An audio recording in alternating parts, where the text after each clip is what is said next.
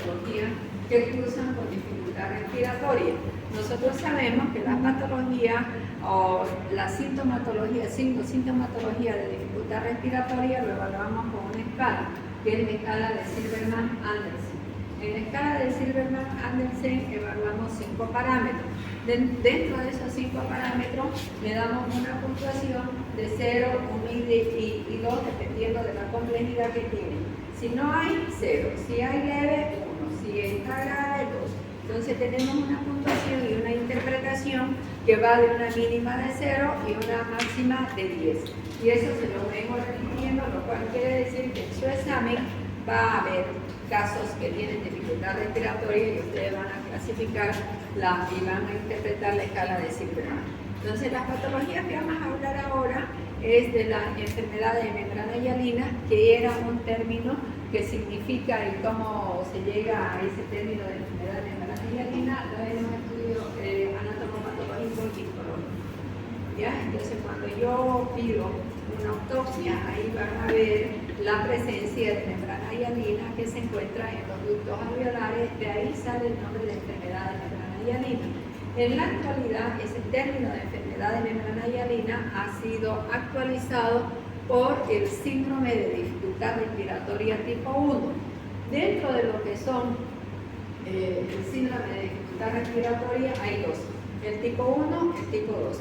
El tipo 1 era lo que venía a ser la enfermedad de membrana hialina y el tipo 2 es la taquimia transitoria de recién nacido, para que más o menos lo entendamos bien. Luego vamos a hablar de lo que es el SANAN, que es el síndrome de aspiración de líquido amniótico mecaneado, que también en algunos libros, en alguna literatura, se habla como SAN, la sigla de SAN, de síndrome de aspiración meconial y la bronconeumonía neonatal.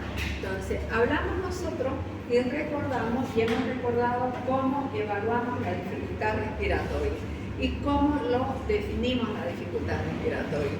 Y lo definimos con un conjunto de signos y síntomas que pueden aparecer inmediatamente después del nacimiento o unas horas después del nacimiento. Y obviamente las causas que pueden concurrir con signos de dificultad respiratoria pueden ser causas pulmonares, como son las que tenemos acá arriba, o causas extrapulmonares, que generalmente las extrapulmonares son causas más que todo patologías congénitas. Entonces tenemos nosotros dentro de las patologías extrapulmonares las más frecuentes, la atresia de Coana, la atresia de esófago, la hernia diafragmática, que pueden cursar también con signos de dificultad respiratoria. Cuando encontramos nosotros un paciente que tiene signos de dificultad respiratoria, debemos evaluar dos cosas importantes. Uno, los factores de riesgo y los cambios fisiológicos pulmonares, o sea, si tiene bienestar fetal o ha habido alguna alteración. Dentro de los factores de riesgo ya nos va a permitir identificar o aproximarnos a un diagnóstico probable. Por ejemplo, uno de los factores de riesgo es la edad gestacional. Dentro de la edad gestacional hay patologías que son más frecuentes en el recién nacido prematuro, hay otros que son más frecuentes en el recién nacido limítrofe y otros aún más frecuentes en los postérminos. Entre los prematuros, un niño que tiene signo, un neonato que tiene signo de dificultad respiratoria, que empieza a la hora o desde el momento del nacimiento y tiene 28 semanas, mi probable diagnóstico es un síndrome de dificultad respiratoria tipo 1. Si yo ya estoy viendo el factor de riesgo edad gestacional, pero si ese mismo paciente tiene signo de dificultad respiratoria y tiene el antecedente, vamos a suponer que es un niño de 36 semanas, 37 semanas, o sea, eso es un limítrofe que es un término y un pretérmino, tiene signos de dificultad respiratoria y tiene el antecedente de una cesárea, probablemente sea una taquimia transitoria o un tipo 2. Si es un recién nacido postérmino que tiene 43 semanas y además tiene el antecedente de que ha habido eliminación del líquido amniótico y el líquido amniótico es meconiado, probablemente sea un síndrome de aspiración meconial. Entonces nosotros tenemos que pensar de acuerdo a estos factores de riesgo si los tiene y en qué nos llevaría a pensar. Hipótesis es probable, ¿ya? Cuando ya yo pienso que puedo pensar que es una neumonía, una bronconeumonía, tengo que pedir los laboratorios y los exámenes de imágenes que me van a permitir certificar o descartar si es lo que yo pensaba o no. Entonces, si la causa que yo estoy pensando es una causa pulmonar, de hecho, tiene que tener una radiografía de tórax, de hecho, ¿no es cierto? Y así sucesivamente voy a pedir los laboratorios. Entonces aquí tenemos edad gestacional, el sexo masculino, y si es prematuro nos va a llevar más todavía a tener un probable diagnóstico de un tipo 1, si hay antecedentes de bolsa rota, si hay antecedentes de infección del tracto urinario en el último trimestre, si hay antecedentes de que tenga fiebre más de 38 durante el trabajo de parto, mi probable diagnóstico es que sea una causa infecciosa bacteriana, y ahí voy a tener una bronconeumonía o una sepsis neonatal. Si el paciente hay alteración del bienestar fetal, yo dentro de lo que es el monitoreo tiene una disminución de la frecuencia cardíaca fetal, estoy pensando en un estado fetal no tranquilizador, mi probable diagnóstico es una asfixia perinatal, que ya lo hemos hablado anteriormente, ¿no es cierto? Entonces, todo, y el tipo de parto que hemos hecho, parto cesáreo limítrofe, digo yo, no, hasta no demostrar lo contrario, es tal cosa. ¿Que puede ser otra? Sí, pero menos probable, ¿ok?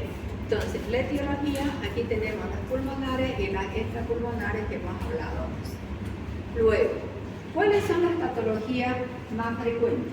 Primero, lo que debemos pensar es cuáles son aquellas patologías que contribuyen a aumentar la mortalidad en el neonato, que es eso lo que nos preocupa, disminuir la mortalidad neonatal, que en Bolivia está por encima del 20%, Santa Cruz tiene un poquito menos, que ya lo hemos hablado en lo que es la parte de estadística. Entonces, dentro de las tres causas que llevan a aumentar o contribuir a la mortalidad neonatal está la prematuridad, está la asfixia y está la sepsis. Son esas tres causas, y eso es lo que ustedes deben aprender. Actuar de manera inmediata para darle la oportunidad al neonato de recibir un tratamiento oportuno y eficaz que le signifique no solamente salvar la vida, sino evitar que tenga secuelas. Ahora, dentro de las causas pulmonares, que son más frecuentes, la más frecuente es la taquimia transitoria o dificultad tipo 2, que contribuyen a patologías que cursan con dificultad respiratoria aproximadamente con un 47%. Luego viene la enfermedad de membrana hialina, el SALAM, la bronconeumonía y otras. Entonces, decimos nosotros, para llegar a un diagnóstico no general, tengo que evaluar la triada, decidir y actuar. ¿Qué evalúo? Ya hemos dicho, factores de riesgo. Y luego, ¿qué evalúo? Clínica, siempre, ¿no es cierto? Siempre esa es la escala. Factores de riesgo o antecedentes, la clínica. Y la clínica, ¿cómo voy a evaluar? Ya lo hemos hablado. Silverman, Anderson, que es lo básico, y también puede tener otra sintomatología de dificultad respiratoria. Aquí lo tienen el Silverman, los 5 parámetros que hemos dicho, la puntuación, que esta debe ser la cuarta vez que ya venimos hablando del Silverman, y la interpretación, ¿no es cierto? Ahora, decimos, evalúo, decido y actúo. Estoy frente a un niño. Esto es lo que ustedes tienen que memorizar, tienen que saber que en el momento del nacimiento tiene dificultad respiratoria. Lo catalogan si esa dificultad respiratoria es leve, moderada y severa, y ya tienen que actuar, tienen que tratar. Entonces, ante todo niño que tiene dificultad respiratoria, el tratamiento de soporte es la administración de oxígeno. Porque si yo no le doy el oxígeno, el niño me va a hacer una hipoxemia, me va a hacer una acidosis, me va a hacer una hipercapnia, va a llegar a una insuficiencia respiratoria, y probablemente cuando tiene una acidosis respiratoria descompensada se me va a agotar, va a llegar a paro respiratorio, por ahí no sea reanimación y se me va a morir. ¿Ya? Entonces yo tengo que evitar que siga esa ruta. Tengo que identificar qué tipo de dificultad tiene y actuar. Si tiene una dificultad leve, le voy a administrar tratamiento de soporte, todo es de oxígeno, en todo es de oxígeno. Tengo que saber cómo voy a administrar el oxígeno, y ya lo hemos visto en reanimación y en todos los lugares así. Podemos administrar a flujo libre, podemos administrar presión continua de oxígeno, que es el CPAP, y en ventilación mecánica. Entonces, en una leve, cuando tiene un Silverman, ya lo hemos clasificado, 0 no tiene dificultad respiratoria, de 1 a 3 es leve, de 4 a 6 moderada, de 7 a 10 grave. Entonces, tiene un Silverman de 1 a 3, el niño ya está quejándose, ya tiene una puntuación de 3. ¿Qué es lo que tengo que hacer en un centro de primer nivel? Y eso lo tiene, oxígeno a flujo libre. ¿Cómo le dan el oxígeno a flujo libre? Primero van a determinar el flujo que le tienen que poner, que es ese tubito, no sé cómo se llama, donde le ponemos de 1 a 3, no más de 3, porque eso le da presión, y si le doy mucho flujo, va a dar mucha presión y el niño va a comenzar a burbujear la boquilla, ¿ya? Le podemos dar en mascarilla o le podemos dar en puntas nasales, ¿no? Con las bigoteritas que decimos puntas nasales. Si tiene moderada, ya yo necesito un equipo. Colocar la ventilación no invasiva, que es a través de un CPAP. El CPAP es la ventilación a presión positiva continua, que no necesito entubar. Pero si ya está grave, se tiene que administrar una ventilación mecánica. Y la ventilación mecánica es entubar al paciente y colocarlo a un respirador, ya sea con una modalidad sincronizada o directamente que el respirador uno lo cede al paciente, que no respire, y que directamente todo lo digitemos a través del respirador. Entonces, yo en el momento que tengo este paciente que tiene una dificultad respiratoria leve, lo refiero al paciente. De un primer nivel no me voy a quedar con ese paciente. Estamos hablando de que ustedes son médicos generales y que tienen que aprender a atender bajo sus competencias que tienen. Ni nos vamos a atrever a atender a un paciente ahí observándolo, no le va a pasar, lo refiere, para que allá ya vean la evolución y vean si necesiten otro tipo de asistencia. Entonces, ¿qué diagnóstico pido? ¿Qué complementario pido? Entonces, pulmonar, de hecho, una radiografía de tórax. Básico, lo normal. Un hemograma, que es la biometría hemática, y tengo que aprender a interpretar el hemograma. Yendo a los hospitales, un grupo de estudiantes me decía, aquí en los internos nos hacen pedir laboratorio, nos hacen recoger los análisis, ¿y qué aprenden? Nada, somos un poco más de los lleva y trae. Y digo, ¿será que no saben que para haber pedido ese hemograma, el médico ha debido decir en la visita que hecho de esto? Están aprendiendo a pedir un laboratorio en relación a los probables diagnósticos que tienen. Todo en su vida es aprendizaje, todo, desde que nacemos es un aprendizaje continuo. Al recibir el laboratorio, ¿será que yo no voy a tener, qué sé yo, vamos a decir, la responsabilidad de ver un hemograma? ¿Y qué es esto? Tengo que aprender a interpretar el hemograma. Tengo que saber los parámetros normales del hemograma. Tengo que saber cuándo es leucocitosis, cuándo es leucopenia, cuándo es desvío al izquierdo. Y obviamente no va a venir el médico a explicarse uno por uno, o sea, uno lo busca. Eso es parte del autoaprendizaje y seguramente en hemato además ya lo han debido llevar y le han debido dar las pautas, ¿no es cierto? Hablamos de blanco, generalmente los blancos es lo que más nos basamos. Hablamos de glóbulos blancos normal de 5.000 a 10.000. Si hay más de 10.000 es una leucocitosis. Si hay menos de 5.000 es una leucopenia. Y si hay más o menos, si hay una leucocitosis o hay una leucopenia, es un proceso infeccioso. ¿Será viral? ¿Será bacteriano? Hasta ahí llego. Ahora, quiero determinar. Si ese hemograma me da la pauta para hacer bacteriano o viral, ya veo el diferenciado. Veo los neutrófilos maduros, los neutrófilos inmaduros. Si hay predominio de neutrófilos maduros, es una bacteriana. Si hay los inmaduros, son los callados, los metas, ¿no es cierto?, a predominio de neutrófilos. Entonces, tengo que saber para interpretar. Entonces, ustedes no pierdan, de verdad digo yo, en no darle importancia a los laboratorios.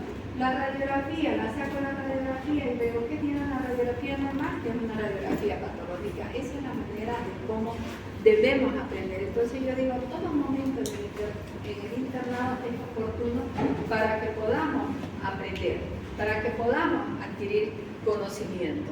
Obviamente, si yo tengo un hemograma infeccioso y tengo el antecedente, volviendo a nuestros casos, tengo el antecedente de que hay bolsa rota, de que hay una infección de tracto urinario en el último trimestre, de que hay fiebre materna, entonces estoy pensando en que la causa es un proceso infeccioso. En el hemograma me viene un hemograma, generalmente los recién nacidos son leucopénicos, pero no significa que no puede ser una leucocitosis con un desvío a la izquierda con predominio de neutrófilo y fórmulas inmaduras. Yo digo, probablemente sea una neumonía. Como el hemograma, lo primero que me llegue una bronconeumonía, le pido ya una radiografía de tórax y me viene la radiografía de tórax, el hemograma, una PCR que es la proteína C reactiva, que la proteína C reactiva indica solamente que es un proceso inflamatorio, más nada. Ese proceso inflamatorio puede ser viral o puede ser bacteriano. Entonces ya yo inicio antibiótico, pero antes del inicio de antibiótico tengo que tomar muestra para intentar identificar el microorganismo de la bacteria. Voy a tomar muestra de sangre para hacer un hemocultivo o voy a tomar muestra de, puedo tomar muestras de contenido gástrico o de secreción nasal o de si está, pienso en una oncalitis de cordón umbilical, para luego tener aislado el microorganismo y utilizar el antibiótico. Entonces todo eso uno va viendo dependiendo de qué es lo que yo quiero ver. La glicemia, la hipoglicemia puede cursar con dificultad, puede cursar con dificultad. La hipotermia puede, ¿cierto? Entonces voy a pedir los laboratorios para ver. Entonces, ¿cómo hago el diagnóstico? Volvemos, evalúo antecedentes, factores de riesgo. Realizo la clínica. ¿Qué voy a ver en la clínica? Examen físico. Examen físico igual a Silverman. Tengo mi hipótesis diagnóstico, probable diagnóstico. Pido los complementarios. Como estamos hablando de pulmonar, una radiografía y lo demás, ¿es cierto? Que me van a permitir a certificar o a descartar lo que yo estoy hablando. En lo general, todo tratamiento de cualquier patología tiene un tratamiento específico, que es ver la causa que está produciendo esa alteración y un tratamiento de soporte. Entonces ya hemos dicho que el tratamiento de soporte en estos niños con dificultad, ¿cuál es? Oxígeno, ¿no es cierto? Entonces, y ahí ya vemos el tratamiento específico. Dentro de las causas, hablábamos nosotros de la dificultad respiratoria tipo 1. Eso es por falta de surfactante en el recién nacido prematuro. Entonces, el tratamiento específico es administración de surfactante.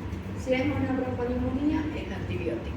Y así vamos a ir viendo si es, por ejemplo, una atresia de esófago, una patología quirúrgica, es la reparación quirúrgica. Entonces, el tratamiento específico es aquel que está directamente relacionado con la causa que está produciendo esa sintomatología. Nuevamente repetimos acá cómo vamos a utilizar lo que es la oxigenoterapia que decimos. Cuando hacemos las indicaciones tenemos que colocar el oxígeno, cómo le vamos a administrar, la fracción de oxígeno que le queremos dar, el flujo y obviamente si ya está en ventilación o en CPAP, los parámetros de cada uno de ellos. Cuando pensamos que el paciente está con una dificultad respiratoria severa, lo hemos evaluado como una severa, que lo vamos a derivar y ustedes están en tercer nivel, están en el hospital de niños, siempre se pide una gasometría para ver si hay una acidosis respiratoria compensada, descompensada, qué le voy a hacer. Y el parámetro que nos indica una hipoventilación alveolar y que tengo que entubarlo ya, porque si no se me va a agotar, me va a ir al paro y me va a ir posteriormente, si no lo reanimo, al óbito. Los parámetros para ventilar es PA, CO2, presión arterial de dióxido de carbono, mayor a 50 y la de oxígeno menor a 5. Me viene una gasometría eso y ya tengo que tener todo mi equipo listo para poderlo entubar y colocarlo al respirador. Entonces ya una vez con esos conceptos generales que es para todo, vamos a entrar ya a lo específico, al síndrome de dificultad respiratoria tipo 1. Y ya venimos hablando. ¿Cómo lo definimos? Básicamente, esta patología es secundaria. Entonces decimos un trastorno secundario ¿a qué? A una inmadurez pulmonar. Esa inmadurez pulmonar está relacionada. ¿Cuándo va a ser un pulmón inmaduro? Cuando el niño es pretérmino, ¿no es cierto? Entonces, esa inmadurez pulmonar nos va a llevar a una alteración del desarrollo anatómico y fisiológico. O sea, no solamente es la parte anatómica, sino también su función es débil, no hay, ¿no es cierto? Y eso va a llevar a una deficiencia cuantitativa y cualitativa del surfactante. Ustedes saben que el surfactante es una sustancia tensioactiva que es producida por los neumocitos tipo 2 y que tiene que mantener la distensión alveolar, ¿no es cierto?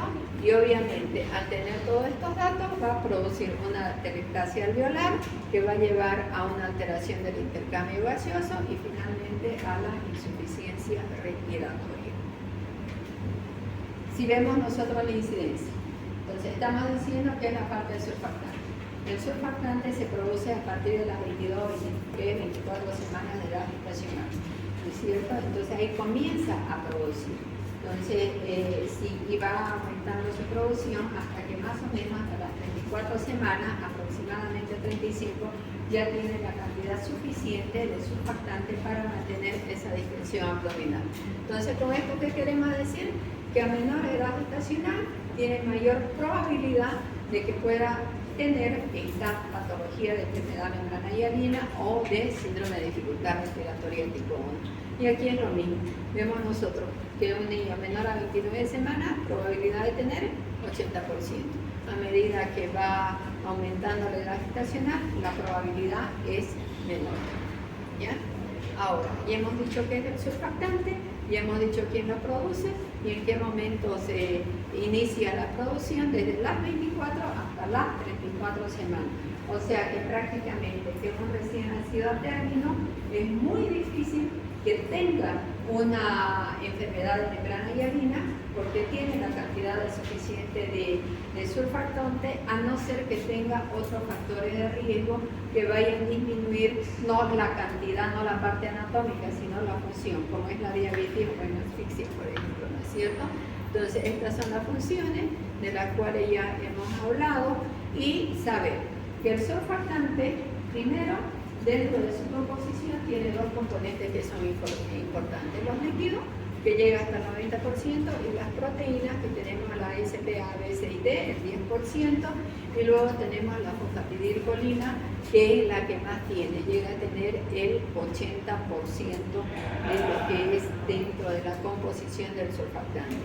Debemos considerar entonces, una vez sabiendo, que existen algunas condiciones que van a acelerar el proceso de maduración fetal y otras condiciones que van a retrasar el proceso de maduración pulmonar. Dentro de las que aceleran tenemos la ruptura prolongada de membrana o prematura, o sea, decimos nosotros, vamos a preguntar, ¿rompió bolsa? Sí. ¿Quieres hablar? Ya. ¿Quieres pasar? No, está bien, solamente le pregunto porque si alguien quiere, y no es que sea mala ni nada, aquí lo tienen todo. Sería bueno que alguno de ustedes venga, es solamente interpretar. Aquí son bien explícitos los cuadros y es interpretar, y gracias por levantarte y pasar la lista. Pero tenías dos opciones, plan A, plan B. ¿Cuál es la primera opción para pasar la lista? Bien, pasarlo a decir, pasarlo a plan B, levantarse y pasarle y decirle tomar. ¿Cierto? Fíjense ustedes que para eso hay siempre dos planes, ¿no? Lo importante que era tu objetivo, que llegue la lista. Muy bien, objetivo cumplido. ¿Ya? Entonces, aquí tenemos estos factores que aceleran, que lo tenemos todo aquí, la hipertensión materna. Entonces, acelerar va a decir que si un recién nacido prematuro tiene bolsa rota, probablemente sea un factor que mejore o tenga menos probabilidades de que tenga una enfermedad de membrana hialina, pero a la vez es un riesgo. ¿Un riesgo para qué? Si me han entendido. Para que tenga bolsa roja mayor de 18 horas, ¿riesgo para qué? Infección, ¿no es cierto? Una bronconeumonía. Y obviamente la otra cosa más importante, aquí se lo estoy circulando, es que existe un medicamento que ayuda a la maduración pulmonar y eso es el corticoide. Eso ya está evidenciado y existe una recomendación, ya no es una recomendación, es una obligación. El administrar en todas instantes el tratamiento antenatal a todas instantes que tiene el riesgo de tener un parto prematuro, administrarle corticoides, eso es del obstetra, para evitar justamente que tengan los neonatos esta patología. Los que retrasan diabetes mellito, insulinización severa, esto es incompatibilidad de grupo, hiperglicemia materna. Entonces, aquí tenemos los factores que aumentan y los factores que disminuyen para que tengan la enfermedad de membrana hialina o el síndrome de dificultad respiratoria tipo 1, prematuridad, hipotermia, ya lo que vamos hablando, ¿no es cierto? Y aquí ya está el resumen de todo lo que hemos explicado. Un resumen práctico que nosotros vemos acá, no se ve bien, entonces tenemos las causas que pueden cursar con producción insuficiente de surfactante, es decir, déficit de surfactante. La primera es la prematuridad y luego tenemos la asfixia, la hipotermia y la acidosis. El déficit del surfactante, ¿cuál es su función? Disminuir la tensión superficial alveolar. Como no hay surfactante, entonces no va a disminuir, va a ser lo contrario, va a haber un aumento de la tensión, no tenemos la cantidad suficiente, ni las funciones cumplen. Ese aumento de la tensión superficial va a producir las atelectasias múltiples, que a la vez van a llevar a una alteración del intercambio gaseoso, el intercambio de ventilación-perfusión. Al tener eso, vamos a tener entonces un niño que no tiene una buena adaptación cardiopulmonar, que vamos a tener un niño hipoxémico, que vamos a tener un niño hipercápnico, va a llevar a una acidosis, va a producir un daño alveolar y luego va a producir una transudación de plasma al alveolo y esto a la producción nos va a conllevar a la producción de fibrinógenos y fibrina. Cuando tenemos todo esto, es la causa para formar esa membranita hialina. Esa membrana hialina está en los ductos del alveolo, en los ductitos que llegan. El alveolo es el ductito y ahí está. Entonces, al tener esa membrana hialina, eso es lo que hacen y encuentran en el estudio anatomopatológico cuando hacen una autopsia. Entonces, de ahí ha salido el nombre. Entonces, si nosotros decimos, no es la clínica, eso es un término histopatológico de membrana hialina y ya le estamos explicando por qué. Si hay una hipoxia, una hipoxemia, una acidosis, hay aumento de la resistencia y cortocircuito de dificultad respiratoria y obviamente vamos a tener ya todo lo que estamos hablando de la sintomatología. Hemos hablado ya de la dificultad, hemos hablado que todo niño con dificultad, así como es obligatorio tener una radiografía, si el grado de dificultad mismo, si tenemos las condiciones, hacer una gasometría. En la gasometría definimos 3 parámetros, ¿ya? Vienen todas las gasometrías le van a dar toda la información. ¿Qué tiene?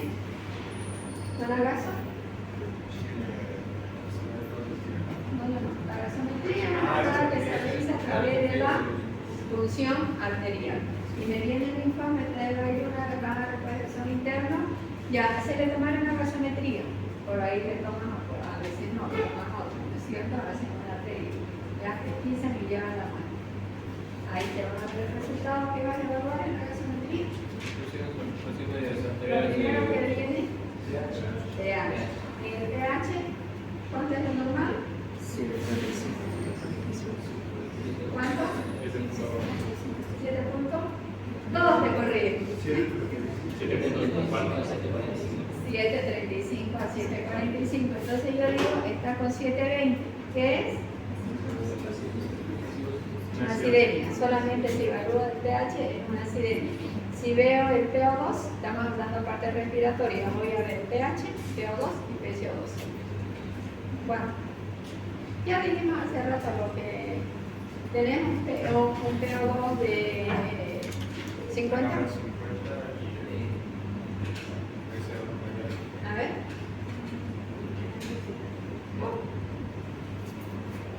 ¿Está normal? ¿Qué hay? Hipoxemia, hay disminución del oxígeno. ¿Ya?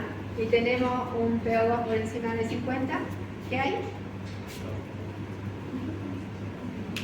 Y ahí ya yo te digo, está bien, hipercapnia, interpreten, aprendan a interpretarlo. Entonces, ¿qué hay? Hipercapnia, resultado de la interpretación de un pH bajo, de una, estamos hablando de una acidemia, de una hipercapnia y de una hipoxemia. Interpretación, acidosis respiratoria. Igual, con los parámetros que le he dado, intubación. Entonces, eso es lo que tiene que hacer, ver el análisis, mirarlo, buscarlo y saber interpretar. Si me viene un pH de 7.35, digo, está bien, está con 80, que voy de FiO2, y que un PC2 de 45 estoy yendo bien, ¿qué haría? Si lo tengo con oxígeno, voy disminuyendo ya el FiO2. Entonces, tengo que ver el laboratorio para hacer mi monitoreo y saber qué voy a hacer.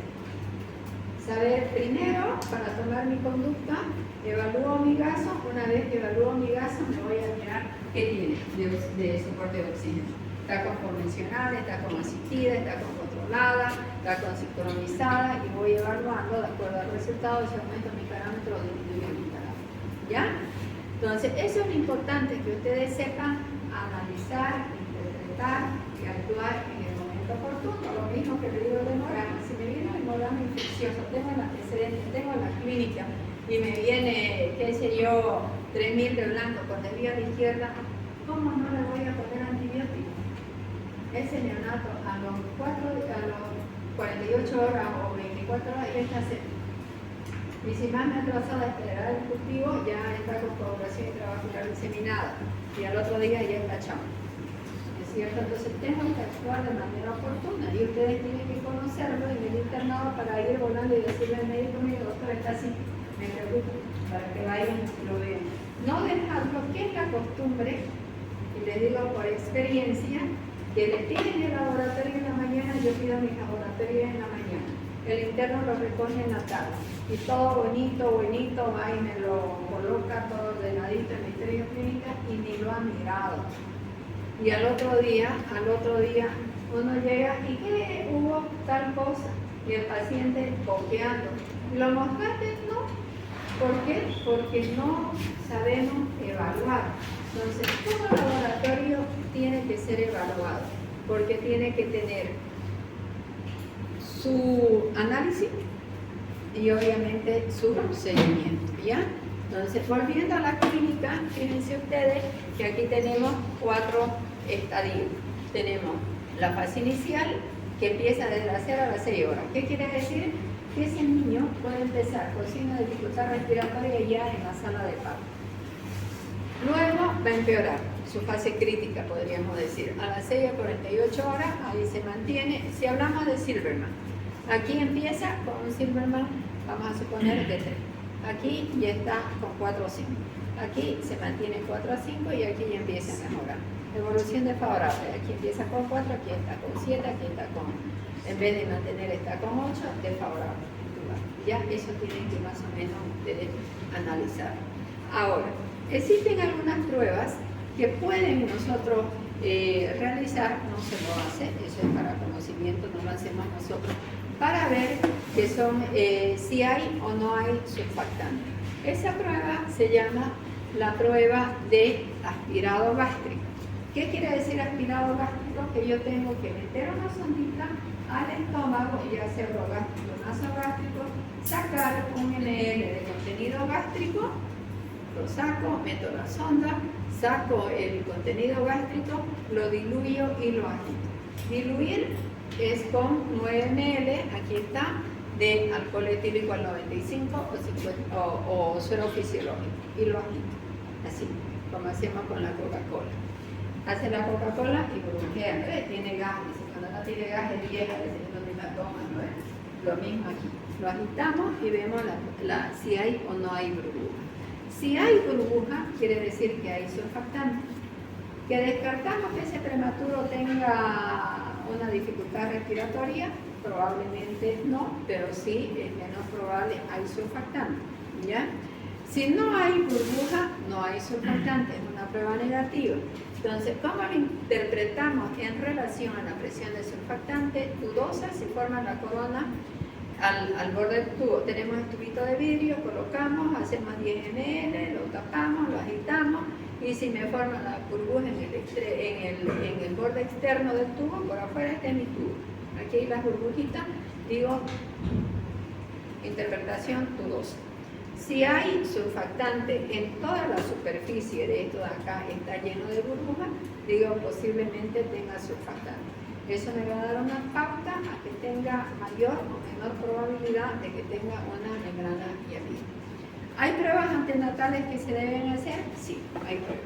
¿Quién las debe solicitar? Y seguramente lo van a llevar ustedes con obstetricia.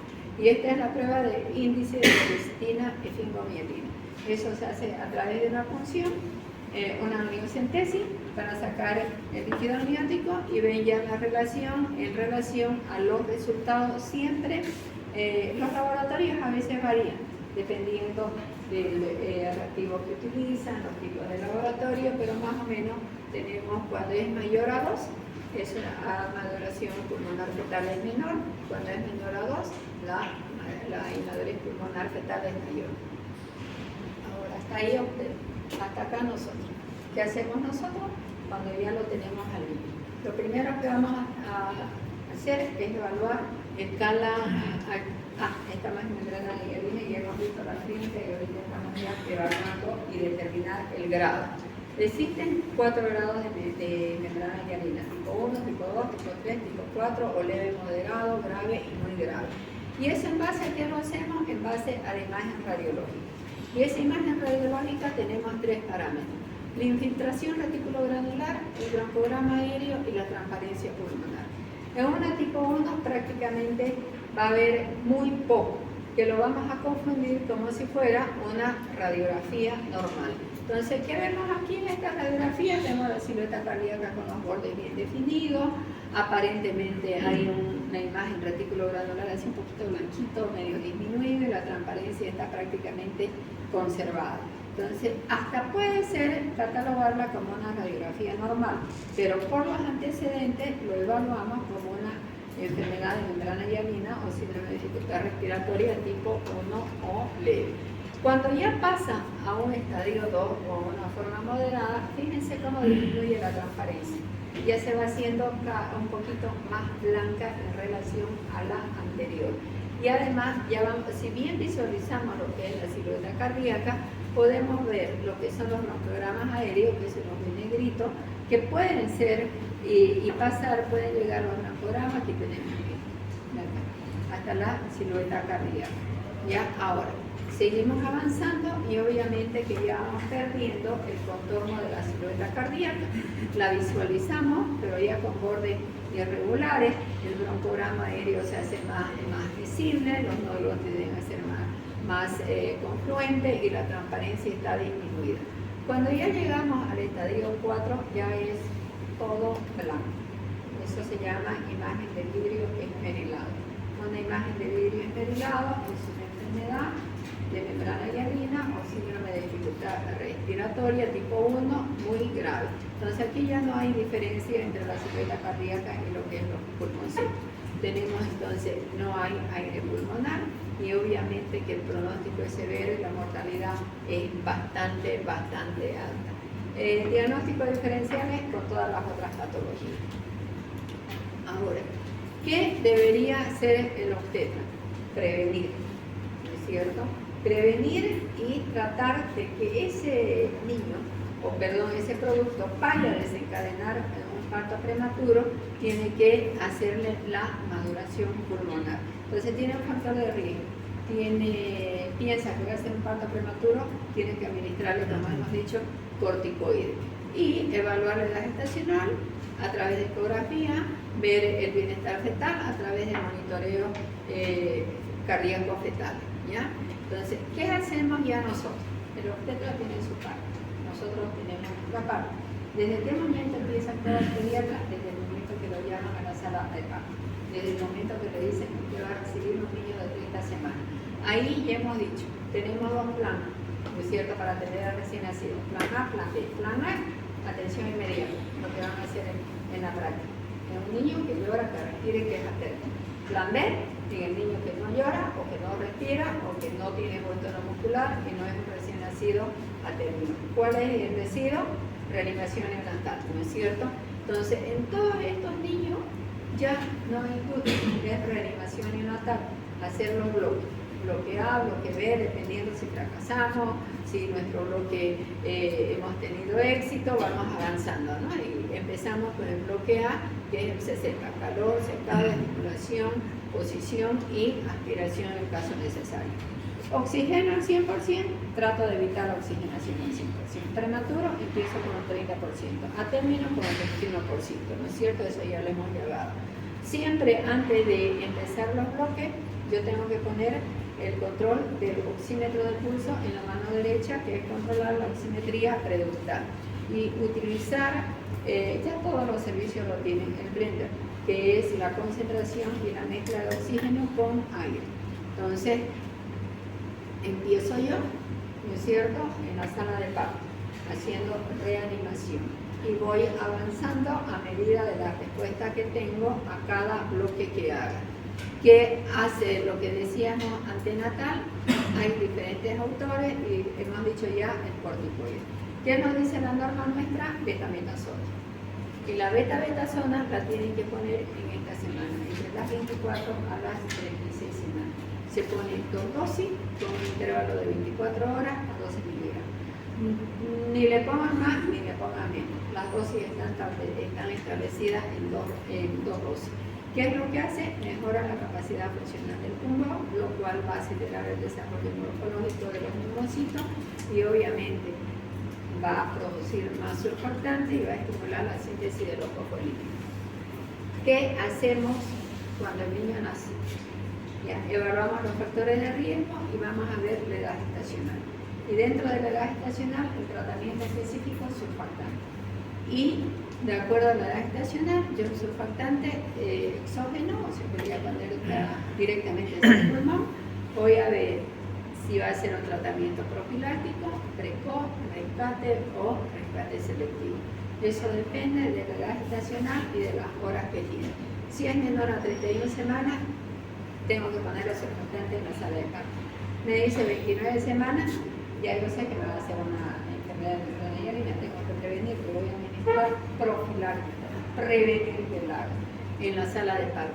¿Cómo se pone? De 10 a 15 minutos, se pone siempre en el pulmón, se puede colocar, hay dos técnicas, una es entubando a través del tubo y otra es con la sondita con la sonda que utilizan para la sonda orogástrica, pero se la pone en el pulmón, bajo el mismo con la laringoscopio. Y ya la vamos a ver, es la técnica de Lisa y de Insure se llama. La precoz, entonces, todo recién nacido, menor a 31 semanas, en la sala de parto ya tenemos que colocar surfactante. Entonces, ¿qué quiere decir esto? Que ustedes, si están haciendo la parte de obstetricia y les llevan recién nacido prematuro, ya, refiéranlo para darle la oportunidad. Precoz puede esperar hasta las 2 horas de nacer. El tratamiento de rescate, mayores ya de 30 semanas, entre 1.500 a 2.500, se ponen 2 dosis de surfactante, la dosis es la misma. Precoz y tardío. Solamente que tienen que saber ustedes que el tratamiento específico de la membrana hialina es surfactante. Como no tienen condiciones, prefiero. ¿Ya? Todo acá ya lo hacen. Y aquí ven cómo evoluciona, cómo tiene el paciente su pulmoncito. Esta es una hialina tipo 3 y cómo ya nosotros acá vemos los bordes bien nítidos, los pulmones bien plateados y bien disminuyéndole. Y aquí tenemos las dos técnicas para colocar el surfactante. Lisa y Insure. Insure quiere decir intubo, administro surfactante y extubo. Entonces, para esta técnica Insure siempre tiene que ser paciente intubado. Para esta técnica Lisa le voy a colocar una sonda, pero con el laringoscopio. y no es que la sonda va a ir al estómago, ¿viste? Que ir a los pulmones, rayos mágicos, ¿no? Y obviamente que lo que tiene, aquí son los datos modernos, no nos da tiempo para mirar. La más recomendada, algunos dicen la técnica LISA, ya unos hablan, ¿no? Yo, si me preguntan a mí, si nosotros hablamos de una intubación y ya puedes intubar y hay la facilidad y la selectiva, y obviamente la intubación tiene que ser práctica. Además, otra cosa que voy a decir, que yo intubando al paciente puedo administrarle directamente, le digo, pasame el surfactante de la jeringa, coloco la jeringa al tubo, la administro directo y ahí lo voy a hiperventilar, así, 2, 3, 4 para que salga. O a la vez también a través del tubo le puedo colocar una sonda orogástrica, eso es lo que se hace habitualmente. ¿Hay alguna variación entre hacerlo de una manera o de otra? Más que todo son las complicaciones, ¿no? Más que todo son las complicaciones, lo que tiene, la variación es en la técnica. El efecto es el mismo. El objetivo es que te llegue el surfactante a los alveolos para mantenerlo distendido. ¿Ya? O sea, ahora lo que recomiendan, o sea, ¿por qué hay esas dos técnicas en la actualidad? Porque eso te disminuye el que vaya el paciente a una intubación, o sea, una ventilación con asistencia respiratoria mecánica. En ambas técnicas, el orden del ISURE te dice intubación, aplica surfactante y el tubo no es que lo vas a dejar al aire libre, lo podés dejar administrándole oxígeno, pero con una ventilación no invasiva, que es el CPAP. Entonces, esa es la ventaja de las dos, de aplicarlo de manera oportuna. Y de repente con el tubo tenés más probabilidades de que vaya a una intubación mecánica, ya que se puede con un respirador, no invasivo. ¿Ya? Entonces, pero el efecto y el objetivo es el mismo. ¿Te entendido? ¿No ves? Ya. Entonces, el tratamiento de apoyo, ya lo hemos hablado, que tenemos que calcular sus líquidos. Sus líquidos de acuerdo a lo que son los requerimientos. Los requerimientos que manejamos en la sala de neonatología dependen de si es un a término o si es un prematuro. Los requerimientos del recién nacido a término, empezamos el primer día de vida con 60 ml, cada día aumentamos de 10 ml, hasta que llegamos a los 10 días de vida, llegamos a 150, 60, 70, 80, 90, 100, 110, 120, 130, 140, 150. Con 150 ml por kilo nos quedamos hasta los 28 días de vida. Pasados los 28 días de vida, nos hablemos de requerimiento hídrico y utilizamos otra escala, otra tabla. ¿Ya? Entonces, más o menos para que manejen. ¿Por qué es importante controlar y hacer el balance de los líquidos en el recién nacido? Porque si le doy mucho líquido, tengo el riesgo de abrir el útero. Si le doy poco líquido, tengo el riesgo de que se me deshidrate el paciente. Y obviamente tengo que calcular aquellos factores que pueden aumentar las pérdidas insensibles o disminuir las pérdidas insensibles. Eso me va a dar la oportunidad para que yo aumente mi requerimiento un 10% o disminuya. Por ejemplo, si mi paciente se va a quedar en respiración mecánica, le voy a disminuir la cantidad de líquido porque es oxígeno húmedo. Si mi paciente se va a quedar en fototerapia, le voy a aumentar la cantidad de líquido porque va a tener líquido por la fototerapia. Entonces, esos factores que yo tengo que evaluar. Pero como ustedes que sepan los requerimientos y que sepan los cálculos, ya lo demás y lo demás. Entonces, aquí estábamos diciendo las modalidades de utilizar el oxígeno, que les he dicho, las no invasivas, de cuando yo indico y qué es lo que yo quiero, mi objetivo, ¿no es cierto? Obviamente, tengo en el CPAP manejo presión y manejo flujo. Presión 5, flujo 5, máximo de presión puede llegar hasta 8 y en el flujo de 10. Aquí solamente es para que tengan ustedes conocimiento que yo tengo que tener en cuenta si el paciente ha recibido surfactante o no ha recibido surfactante y utilizar lo que es la asistencia respiratoria convencional. Entonces, esto de acá son mis parámetros, todo esto de acá son los parámetros que lo tengo en el respirador y lo tengo que predigitar. Tengo que poner mi FIO2, mi presión inspiratoria, mi frecuencia respiratoria, mi presión al final de respiración, el tiempo inspiratorio y la relación IE. generalmente la relación IE es 1:2. Entonces, este es el tiempo inspiratorio. La respiración tiene 2 tiempos. Respira, respira. ¿Ya? Entonces, este tiempo inspiratorio, la inspiración, dura 0.5. Entonces, generalmente se utilizan los tiempos cortos para evitar la fuga de aire. Y esta es mi meta. Entonces, cuando yo ventilo a un paciente, empiezo con estos parámetros, voy haciendo control gasométrico y de acuerdo a la gasometría voy aumentando o disminuyendo parámetros, obviamente viendo la evolución del cuadro. Si no tiene surfactante, igualmente, aquí está la indicación y aquí ya están mis metas y mis objetivos. Entonces, ¿hay otro tipo de ventilación? Hay, la de alta frecuencia. ¿Qué quiere decir alta frecuencia? Que voy a usar frecuencias respiratorias altísimas, por encima de 70, por encima de 100. Eso lo hacen ya en los centros súper especializados. En la caja petrolera tienen un respirador con alta frecuencia. ¿Ya? Y aquí ya vemos lo mismo, cuando considerar el pronóstico. Entonces, ¿qué hablamos del pronóstico? ¿Qué es lo que queremos nosotros? Evitar la complicación. ¿Cuáles son las dos complicaciones? Si utilizamos el oxígeno al 100%, vamos a tener retinopatía del prematuro. Y si lo utilizamos durante mucho tiempo, vamos a tener una displasia broncopulmonar. Entonces, obviamente, que debemos evitar el riesgo de displasia broncopulmonar y el riesgo de retinopatía del prematuro. Y aquí tenemos, de acuerdo al peso del niño, la supervivencia y el riesgo que tiene. Entonces, si nosotros decimos menores de 500 gramos, todos tienen riesgo de displasia pulmonar por el tiempo que van a estar ventilados hasta ser ¿ya?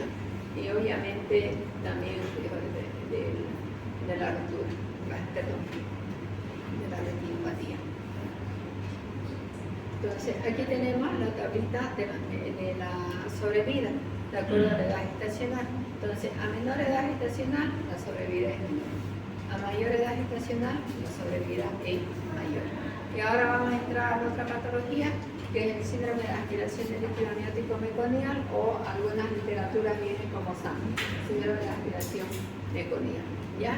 Entonces ya sabemos que lo primero que tenemos que saber es sobre el líquido amniótico, ¿cómo es? Sí, claro. Claro, ¿no es cierto? Y si tiene meconio, tenemos que saber qué es el meconio. Entonces, primero, el meconio es un líquido viscoso, denso y que tiene un color verde oscuro. Que dentro de su composición, la composición mayor del líquido es, del meconio es agua. Y tiene bilis, tiene muco, sangre, tiene de todo, ¿no es cierto? ¿Cuáles son las características? Aquí esto de acá, que es esto que le estoy circulando. El producto o el feto no elimina meconio antes de las 34 semanas, normalmente. Entonces, eso quiere decir que un recién nacido pretérmino tenga un probable síndrome de aspiración de líquido meconial, prácticamente no lo tiene, porque no va a eliminar. Recién hay eliminación de líquido meconiado a partir de las 34 semanas y especialmente en los pretérminos, ¿no es cierto? Entonces, cuando tenemos hipoxia, hemos hablado de asfixia intrauterina, hemos hablado de alteración del bienestar fetal, hemos hablado del estado fetal no tranquilizante, ¿no es cierto? No tranquilizador, y la monitorización. Entonces, yo lo monitoreo, disminuye la frecuencia cardíaca y antes decíamos igual a sufrimiento fetal y corría para operar, ¿no es cierto? Hablamos del estado fetal no tranquilizador. Y si hay una hipoxia intrauterina, obviamente en esos casos va a haber una relajación del esfínter, va a haber salida del meconio y se va a impregnar el líquido amniótico del meconio y ahí sí tienen las probabilidades de aspirar. ¿Ya? Entonces, cuando tiene mayor riesgo, en los recién nacidos postérmino, porque ya el niño ya está eliminando meconio. Y aquí, ¿en qué momento el niño puede aspirar? Puede aspirar. Cuando decimos síndrome de aspiración de líquido meconial, significa que ese líquido amniótico meconiado, el niño lo ha deglutido, ha entrado a los pulmones, pero también se ha ido a través de las vías respiratorias al pulmón. ¿No es cierto? Al estómago puede ir normal, ¿ya? Pero puede ir, esto es una broncoaspiración. El niño ha aspirado líquido meconial. El síndrome de aspiración de líquido meconial es que el líquido amniótico meconiado ha ingresado a través de las vías respiratorias a los pulmones. ¿Ok? Ya, eso puede realizarse antes, durante o después. Y aquí tenemos ya lo que hemos dicho, pero ya de manera sintética. Entonces, hay eliminación del meconio, puede ser fisiológico o puede ser patológico. Fisiológico, porque ya hemos dicho que viene a partir de las 34 semanas, entonces ya un niño de 42 semanas o a término puede eliminar por término. Ahora, cuando es patológico, ¿cuándo ocurre? Cuando por un problema, por un estrés fetal, va a haber un estado fetal no tranquilizado, lo que antes decíamos sufrimiento fetal, va a producir asfixia y luego va a haber estimulación del peristaltismo. Al estimular el peristaltismo va a haber relajación del esfínter anal. Al haber relajación del esfínter anal va a haber salida del meconio, del intestino, del producto, del feto al líquido amniótico, ¿no es cierto? Y ese líquido amniótico va a quedar dentro de lo que es el meconio, líquido amniótico meconiado, estamos hablando de un LAM. Entonces el niño al respirar y al haber la deglución, que ya les he explicado, puede deglutir y se toma, pero puede abrirse la relajación de las cuerdas vocales, y las cuerdas vocales tienen una vía invertida y hacen esto, abren y cierran. Entonces al abrir puede ingresar ese líquido amniótico meconiado y introducirse a través de las vías respiratorias y llegar al pulmón. Cuando ya hay la presencia de líquido amniótico meconiado en el pulmón, ya hablamos de un síndrome de aspiración. líquido. ¿Está entendido? ¿No ves? Entonces más o menos ya estamos en eso. ¿Ya? Entonces, ¿qué pasa cuando ya hay la aspiración de meconio? Pueden ocurrir tres eventos. Uno, va a producir neumonitis química, va a producir un proceso inflamatorio. Entonces, cuando ya decimos ya hay una inflamación, ya hay una irritación, ya nos dice, si hay una neumonitis, hay un proceso inflamatorio infeccioso, ya yo tengo que pensar, mi tratamiento ya tengo que utilizar antibiótico, número 1, ¿no es cierto? Y aquí decimos, hay una obstrucción mecánica de vías respiratorias. Entonces, esa obstrucción de las vías respiratorias puede ser completa, se cierra todo, y puede ser parcial. Si hay cierre de todo, no va a haber el intercambio gaseoso. Entonces va a producir lo que significa la atelectasia, vamos a tener un pulmón totalmente atelectasiado, ¿no es cierto? Y con un colapso, los alveolos van a estar colapsados.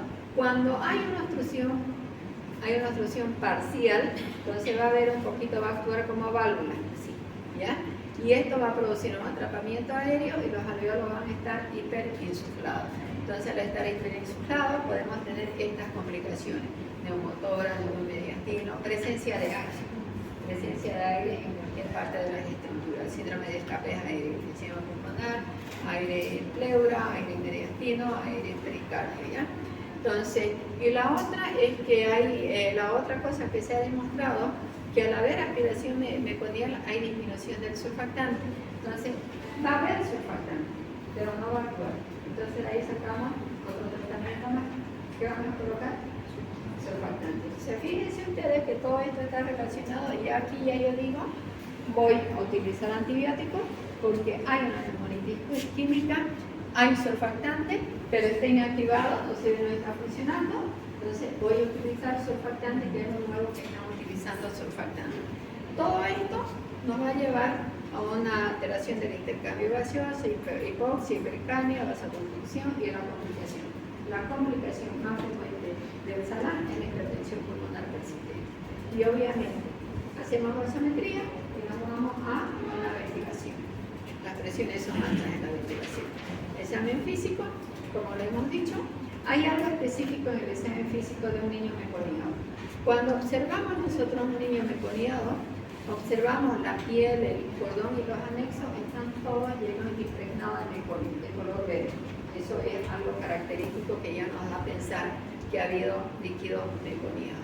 Después, Silverman, de acuerdo a la cantidad de signos y síntomas, tenemos la leve, moderada y severa, y el diagnóstico, como ya lo hemos explicado, en todo, ¿cierto? Entonces, primero, es más frecuente, si hacemos caso clínico, tiene que tener mayor a 42 semanas, ya le hemos explicado por qué. Luego, tiene que tener presencia de meconio en el líquido amniótico. Si no hay mecónico líquido amniótico, no puede haber salame. Se los digo porque les hago caso clínico, les pongo la hipótesis diagnóstica y me ponen salame. ¿Ya? Y no hay líquido amniótico meconiado. Las alteraciones que hemos dicho, todas esas cosas, ¿no? Ahora, en la radiografía es algo característico. Esto más o menos lo llamamos como panal de abeja. ¿Qué es lo que tenemos? Infiltraciones en parche, condensaciones, atelectasia, infiltración reticulogranular, y lo que más se conoce es un patrón, el panal de angiosensina. Esto de acá. ¿Es cierto? Entonces, radiografía, el manejo prenatal, manejo intraparto, medidas generales y medidas específicas. Y esto de acá ya lo hemos visto. ¿Qué se hacía antes? Todo niño que tenía el antecedente salía y hacíamos la endoscopía directa y hacíamos aspiración. En la actualidad no se hace más. Se va directamente a lo que es una reanimación, a lo que A, lo que B, independientemente si es catalogado como un niño vigoroso o no vigoroso. Entonces empezamos con bloque A, lo que se sepa. Esto de acá ya no se hace más, aquí viene directamente, vamos, niño meconiado, reanimación. ¿Ya? Ya hemos hablado de reanimación. Paciente internado, y hemos hablado en los generales, tratamiento de apoyo, incubadora, líquido, oxigenoterapia. Generalmente a todos los recién nacidos se lo canaliza y obviamente se hacen los monitoreos. Y aquí ya hemos hablado, ¿cierto? Antes se hacía lavado bronquial, en la actualidad ya no se hace más. No existe recomendación. El lavado bronquial, ¿qué significaba? Yo estuve al paciente, le administraba suero o agua distillada y aspiraba. Lavado bronquial, como decía, ya no se hace más.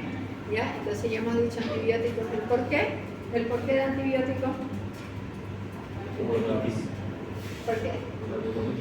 La neumonitis química. ¿Y el surfactante por qué? Por la deficiencia de circulación. ¿Cierto? Por la función de la función, ¿cierto? La fisioterapia respiratoria. ¿Se debe hacer? Algunos es controversial, lo que no se debe hacer es la fisioterapia de ¿no? Con cautela, de a poco, la posición para eliminar la secreción, la posición postural, y obviamente que nosotros tenemos que tener cuidado porque si hacemos una fisioterapia intensa nos puede llevar a un neumotórax y a un broncoespasmo, y la prevención de la hipertensión pulmonar, que ese es otro tema. Y aquí ya tenemos entonces los antibióticos que utilizamos, anti y un aminoglucosa. Generalmente los de primera línea eran antigénicos. En mi sala seguimos utilizando antigénicos, o seguía desde hace 3 años atrás. En la maternidad, el aminoglucosa lo que utilizan es la nicacina. Pero siempre se debe combinar los gram positivos y los gram negativos. ¿Ya? Después, cuando hablemos de neumonía, le vamos a hacer. Y aquí ya está lo que hemos hablado de la ventilación, de los parámetros que ya hemos dicho. Complicaciones, y ahora hablamos ya de las últimas láminas de la otra patología que es la neumonía neonatal. Ya hemos dicho que la causa es infecciosa, factores de riesgo, cosa no para más de 18 horas, factor de riesgo, infección del tracto urinario o bacteriológica sintomática en el último trimestre, y tenemos que tener siempre el factor de riesgo para pensar, ¿no es cierto? Entonces, la bronconeumonía se puede dar en el recién nacido término, en el recién nacido pretérmino y en cualquiera de las edades estacionales in vitro, que no hay más, pero sí tenemos que tener el antecedente. ¿Cómo lo clasificamos la bronconeumonía? Casi igual que la sepsis, conatal y adquirida. La conatal es la congénita. La adquirida es la que las conocemos como las neumonías adquiridas. Las adquiridas se clasifican en dos: la adquirida en la comunidad, que son las NAC, y las intrahospitalarias o las nosocomiales. ¿Cuándo las definimos conatal o congénita? Cuando la sintomatología aparece hasta los 3 días. La adquirida después de los 3 días, pero hay varias escuelas que determinan su punto de corte hasta los 7 días. ¿Ya? Entonces, ¿cuáles son los gérmenes más frecuentes? Si hablamos de una congénita, tenemos que tener uno de los antecedentes importantes que tenemos que buscar, es si la madre tiene la vaginitis o tiene las secreciones vaginales, y ahí tiene que hacerle su gramo a su laboratorio para descartar o confirmar el microorganismo más frecuente, que es el Streptococo del grupo B o Agalactiae. Entonces, ese es el más frecuente. La E. coli y la difteria son los 3 gérmenes más frecuentes en las infecciones congénitas. Eso ya nos lleva a pensar por qué utilizo un antibiótico para cubrir gran positivo y gran negativo. ¿Por qué la ampicilina? Porque la ampicilina es de primera línea para la difteria. Entonces, mi combinación, ampicilina más un aminoglucósido. En la adquirida, les he dicho que hay 2 tipos de adquirida: la que se adquiere en la comunidad y la que se adquiere dentro del hospital. Generalmente los prematuros, por el tiempo de internación, van a entrar sin neumonía, pero se nos va a complicar con una neumonía, con una infección. Entonces, si es una intrahospitalaria, tengo que pensar cuáles son mis microorganismos de esa institución, de esa unidad de cuidado más intensivo, y la sensibilidad al antibiótico, para utilizar los antibióticos. Y obviamente, antes de ingresar con antibióticos, siempre se debe tomar muestra para detectar los organismos. Generalmente, los gérmenes más frecuentes es el estafilococo, ya sea el aureus o el epidermis. Entonces, si es de primera línea, vamos a entrar con una cloxa para cubrir eso y un aminoglucósido. Entonces, aquí están los que hemos hablado, los factores de riesgo, tanto ya definidos, factores de riesgo materno y factores de riesgo del prematuro. Entonces, ¿cómo se transmite? En la postnatal, intrauterina y en el momento que sale del parto. Si hay una infección vaginal, obviamente que en el momento del parto se puede ir adquirida, que también ya hemos hablado. ¿Cómo se transmite? Por vía hematógena, transplacentaria, ascendente y aspirativa. Clínica, Silverman.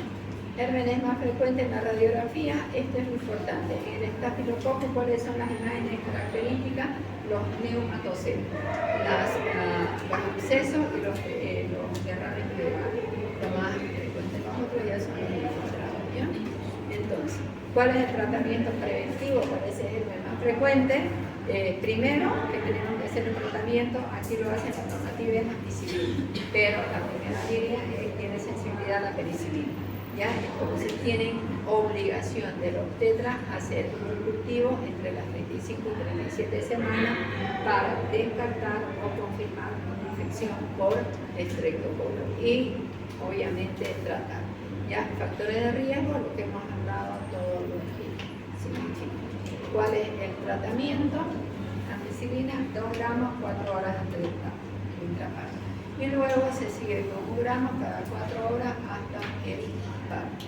Si hay alergia a la penicilina, se usa la clindamicina. Tratamiento, entonces decimos, específico la bronconeumonía, hasta que no nos demuestre lo contrario, es una infección bacteriana, lo cual es antibiótico. Si es conatal, antígeno. Si es adquirida, ver si es comunitaria, adquirida en la comunidad, y si es adquirida en el hospital. El tratamiento de apoyo, ya lo hemos hablado, es el mismo para todos, ¿no es cierto? Entonces aquí, conatal, antigenta, aquí cloxa y siempre el aminoglucósido. El tiempo de tratamiento, esto lo han debido llevar ya en fármaco. En neonato manejamos lo que es el neofax, lo pueden descargar. ¿Por qué? Porque en neonato el intervalo va a depender de las horas de vida que tiene y se diluyen los medicamentos y va a depender de la dilución de los ml que tiene que tener los miligramos. Por ejemplo, la ampicilina, que es lo que más utilizamos. La ampicilina de 1 gramo se diluye en 10 ml, porque 1 ml de ampicilina tiene que tener 100 miligramos. Entonces son puras reglas de 3. Aquí está el tiempo de tratamiento que tenemos. Y con esto creo que hemos acabado. Ya vienen los casos clínicos, que nunca nos da para ver casos clínicos. Aquí.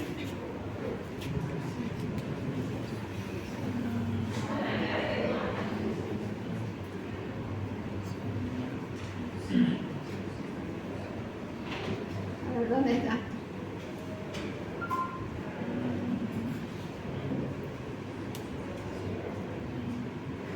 ¿Qué es?